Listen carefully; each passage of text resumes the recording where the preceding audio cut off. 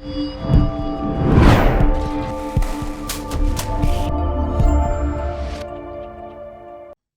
ఒక చిన్న ఊరు. ఆ ఊరిలో శంకరయ్య అనే వ్యక్తి తన భార్యా పిల్లలతో ఊరి పొలిమేరలో ఒక చిన్న ఇంట్లో ఉంటారు. శంకరయ్య కటిక పేదవాడైనా డబ్బు మీద ఆశ ఎక్కువే. డబ్బు మీద ఎంత ఆశ ఉన్నా ఎటువంటి దొంగదారులు తొక్కలేదు. తన భార్యా పిల్లలన్నా ప్రేమ కూడా ఎక్కువే. శంకరయ్య ఇంటి ఆవరణలో ఒక పెద్ద పాడుబడ్డ బావి ఉంది. దాని ప్రక్కకు ఎవరూ వెళ్ళేవారు కాదు. కాని శివుడు మాత్రం ఆ బావి దగ్గరే కూర్చుని ఉండేవాడు. అలా ఒకరోజు బావి దగ్గర కూర్చుని, అసలు ఈ బావి ఎందుకు మూసేశారు? నా చిన్నప్పటి నుండి చూస్తున్నా. ఇందులో నుండి నీరు చుక్క తోడటం చూడలేదు. బావిలోకి తొంగి చూస్తాడు. కాని లోపలంతా చీకటిగా ఉంటుంది. అలా చూస్తూ ఉండగా బావిలో ఏదో అలికిడి అనిపిస్తుంది. వెంటనే ఇంటిలోకి వెళ్ళి ఒక లాంతర్ తీసుకొని ఒక తాడుకి కట్టి బావిలోకి దింపుతాడు. కాని ఏమీ కనిపించదు. ఏంటి? ఏమీ కనిపించటం లేదు. లోపల ఏదో అలికిడి అనిపించింది. అని అనుకుంటూ తాడుని పైకి లాగి ఇంట్లోకి వెళ్ళిపోతాడు. ఏవయ్యో, కూతురు పెళ్లి దగ్గర పడిపోతుంది. ఇంట్లో పరిస్థితేమో చూస్తే ఇలా ఉంది. అవునే కనకం, ఏం చెయ్యాలో నాకు అర్థం అవటం లేదే. అమ్మా, మనకి అంతా మంచే జరుగుతుంది. మీరేమీ బెంగ పెట్టుకోకండి. ఇంతలో అక్కడికి కూతురు వచ్చి, అమ్మా, నాన్న, అప్పుడే నాకు పెళ్ళెందుకు నాన్న? మీరంతా ఇబ్బంది పడుతూ నా పెళ్లి చేయడం అవసరమా? అదేంటే అలా అంటావ్? ఈడొచ్చిన పిల్లవి ఇప్పుడు కాకపోతే ఇంకెప్పుడు చేసుకుంటావు పెళ్ళి? మేమేదో తిప్పలు పడుతున్నామని అనుకోకు. ఎప్పటికైనా నీ పెళ్లి చెయ్యాలి కదా. అలా ఆ రోజు రాత్రి అందరూ పడుకుంటారు. అర్ధరాత్రి ఎవరో ఆకలి ఆకలి అని అరుస్తున్నట్టు శివుడికి అనిపించి బయటికి వచ్చి చూస్తాడు. ఎవరూ కనబడకపోవటంతో భ్రమ అనుకొని లోపలికి వెళ్ళిపోతుండగా మరలా బావి దగ్గర్నుండి ఆకలి ఆకలి అని వినిపిస్తుంది. దానితో ఇంట్లో ఉన్న లాంతర్ను తీసుకొని బావి దగ్గరికి వెళతాడు. బావిలోకి తాడు కట్టి లాంతర్ను కిందికి దింపుతాడు. బావిలో ఏముందో చూద్దామని అనుకుంటాడు. కాని అందులో ఏమీ కనిపించదు. కాని తాడు ఎవరో లాగినట్టు అనిపిస్తుంది. దానితో తాడును గట్టిగా పట్టుకొని పైకి లాగుతాడు.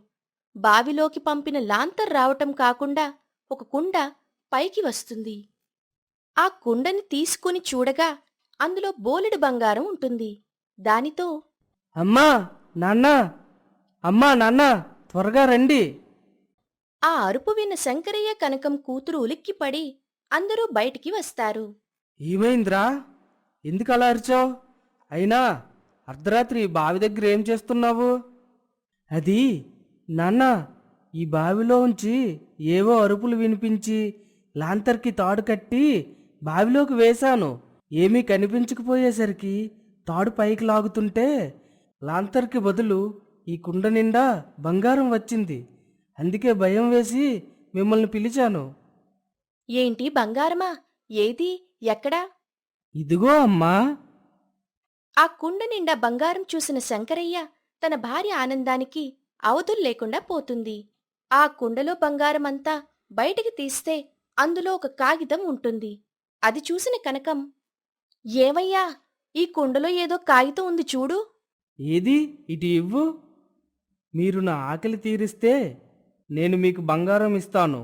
ఆకలి సమయానికి నాకు ఏమీ పంపకపోతే మిమ్మల్ని చంపి తింటా అని ఉంది నాన్న. అవునా? సరే, మీరు ఇక్కడే ఉండండి. అని చెప్పి ఇంటిలో పెంచుకున్న కోడిని తీసుకుని వచ్చి ఆ తాడుకి కట్టి కిందికి పంపిస్తాడు. మళ్ళీ తాడుని పైకి లాగితే ఒక చిన్న కుండ నిండా బంగారం వస్తుంది. కూతురు పెళ్లి ఎలా చెయ్యాలా అని ఆలోచిస్తున్న శంకరయ్యకు ఘనంగా చేసే అవకాశం దొరికినట్లయింది.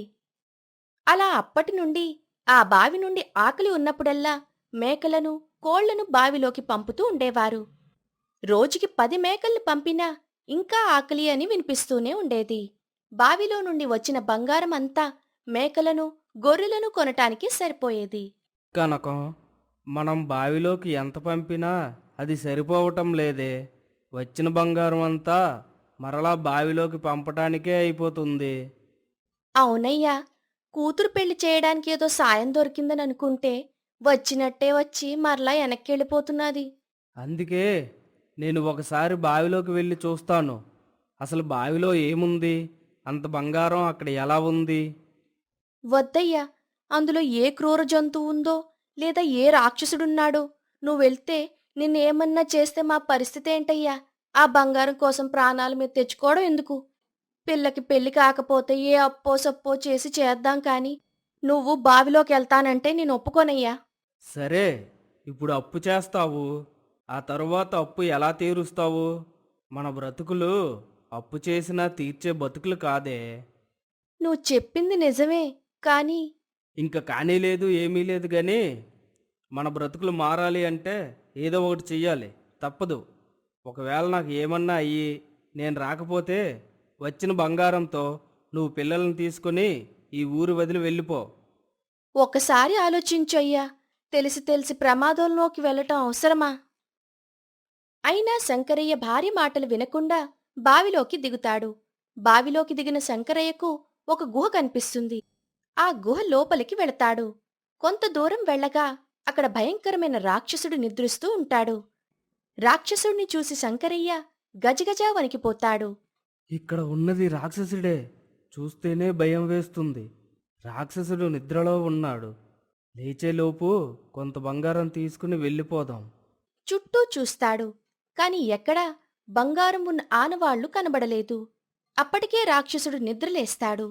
నిద్రలేచిన రాక్షసుడు శంకరయ్యను చూసి, ఓహో, ఈ రోజున ఆకలి తీర్చడానికి నువ్వొచ్చావా?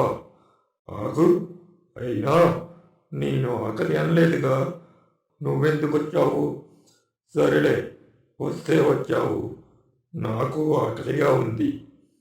ఆ మాట వినగానే శంకరయ్యకి భయం వేసి, రాక్షసా, నేను నీకు ఆహారం అవుతాను. కానీ నా మాట ఒకసారి ఆలకించు. ఏమిటది? తొందరగా చెప్పు, నాకు చాలా ఆకలిగా ఉంది. నేను నీకు ఆహారం అవుతాను. కానీ నాది ఒక మనవి. నాకు పెళ్ళిడికొచ్చిన ఒక కూతురు ఉంది. మా కూతురు కోసమే నేను నీ దగ్గరికి వచ్చాను. నువ్వు రోజూ నాకు పంపుతున్న బంగారం మరలా నీకు ఆహారం పంపడానికే సరిపోతుంది. కావున నువ్వు నా కూతురు పెళ్లి కోసం కొంత బంగారం సాయం చేస్తే నేను నీకు ఆహారం అవుతాను.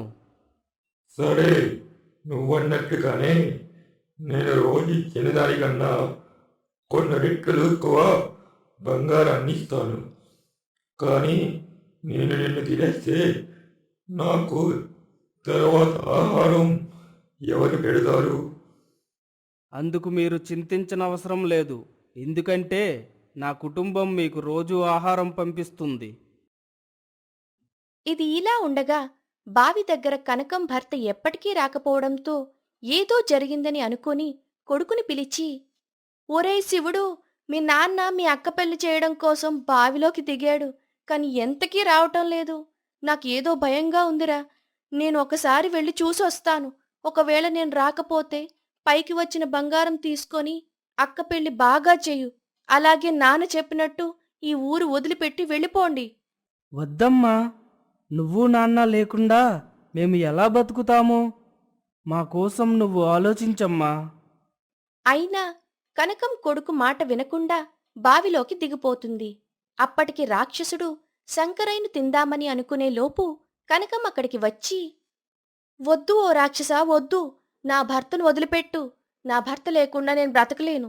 ముందుగా నన్ను ఆరగించి నీ ఆకలి తీర్చుకో. కనకం, నువ్వెందుకు వచ్చావు? నీకు చెప్పాను కదా, మరలా నువ్వెందుకు వచ్చావు? మీరు ఎప్పటికీ పైకి రాకపోవడంతో కంగారు పడి నేనే వచ్చాను. అయ్యో, ఎంత పని చేశావు కనకం. నీకు ముందుగానే అన్నీ చెప్పి వచ్చాను కదా. ఇప్పుడు మన పిల్లలు ఎలా ఉంటారు? మీరేం కంగారు పడాల్సిన అవసరం లేదు. శివుడికి అంతా చెప్పి వచ్చాను. మీరు లేకుండా నేనెలా ఉండగలుగుతాను? చావైనా బ్రతుకైనా మీతోనే. ఇలా ఉండగా రాక్షసుడు వారి అన్యోన్యతను చూసి ముచ్చట పడతాడు. కాని తన ఆకలి ముందు ఆ అన్యోన్యతను వదిలి, ఇక ఆపండి. మీ ఇద్దరిలో ఎవరు నా ఆకలి తీస్తారో చెప్పండి, లేదా మీ ఇద్దరు నేను తిని నా ఆకలి తీర్చుకుంటాను. ఇలా అనేలోపు అక్కడికి శివుడు వస్తాడు. అయ్యా, మా అమ్మా నాన్న లేకుండా నేను ఉండలేను. కావున నన్ను తినండి. మా అమ్మా నాన్నల్ని వదిలిపెట్టండి. ఆ మాట అనేలోపు అక్కడికి కూతురు కూడా వస్తుంది. కూతురు, ఓ రాక్షస, ఇదంతా నా వల్ల జరిగింది. నాకు పెళ్లి చేయడం కోసం వీరందరూ బలి అవ్వాలని అనుకుంటున్నారు. నన్ను నువ్వు ఆరగిస్తే వీరికి ఏ కష్టం ఉండదు. కావున నన్ను ఆరగించి నీ ఆకలి తీర్చుకో. నాకు ఎవరైనా పర్వాలేదు, నా ఆకలి తీరితే చాలు. శంకరయ్య కుటుంబం మొత్తం నన్ను తిను నన్ను తిను అని వాదులాడుకుంటారు. ఇదంతా చూస్తున్న రాక్షసుడు కుటుంబం మధ్య ఉన్న అనురాగాన్ని చూసి ఒక దేవదూతలా మారిపోతాడు. దేవదూతను చూసి శంకరయ్య కుటుంబం ఆశ్చర్యపోతుంది. నేను ఒక దేవదూతను. దైవ కార్యముకై నేను భూలోకానికి వచ్చి ఒక ముని శాపం వల్ల ఇలా రాక్షసుడిలా మారిపోయాను. నా విముక్తి ఒక కుటుంబ అనురాగమే. మీ అనురాగంతో నన్ను ఎంతో కట్టిపడేశారు. దానితో నాకు శాప విమోచన అయ్యింది. ఇదిగో ఈ బంగారం తీసుకుని నీ కూతురి పెళ్ళి ఘనంగా చెయ్యు. మిగిలిన బంగారంతో ఆనందంగా నీ కుటుంబంతో జీవించు.